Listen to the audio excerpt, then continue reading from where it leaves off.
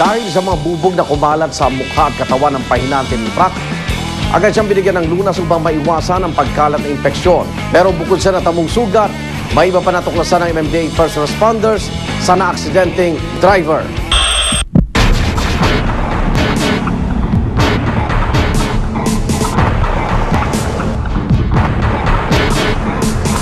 May mga bubog na sumabog sa mukha niya, sa katawan niya, at napagpag naman at natanggal natin yon. At yung sugat niya sa ulo, madali namang nahinto yung pagdudugo. Lagyan agad natin ng gasa para maiwasan yung infeksyon. Gas lang to. Ito ba kukunin niya? Pero may malilit na bubog.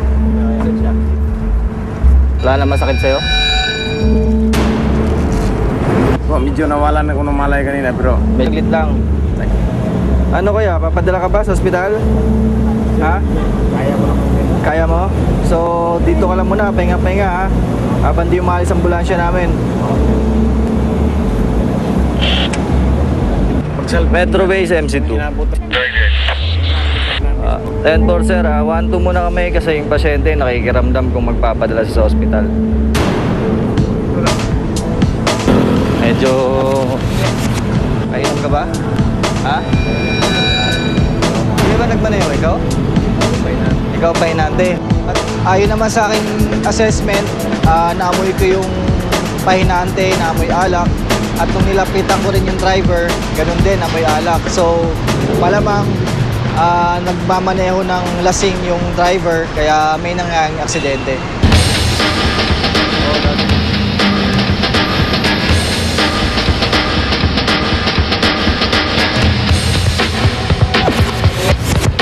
Ayon sa pasyente, nawalan siya ng malay.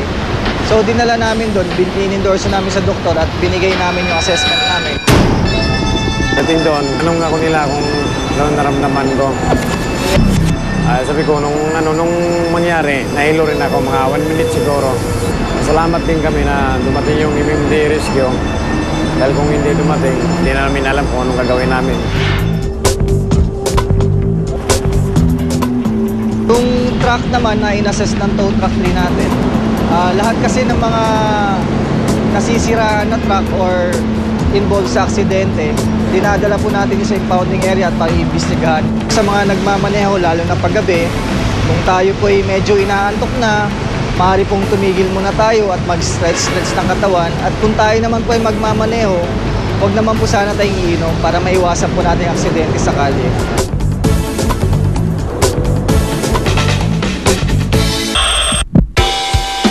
Para sa mga aksidente sa lansangan, maaari kayong tumawag at humingi ng tulong sa MMDA Hotline 136. Maaari din kayong tumawag sa kanilang direct line, 882-3983. Kung meron kayong makuhanan na aktual na rescue operation o video na magpapakita po ng kabayanihan, maaari nyo itong i-upload sa www.uscoop.tv. Hanggang sa susunod na Webes, ako naman Arnold Glavio. Ito ang Rescue. Alerto sa kaligtasan mo.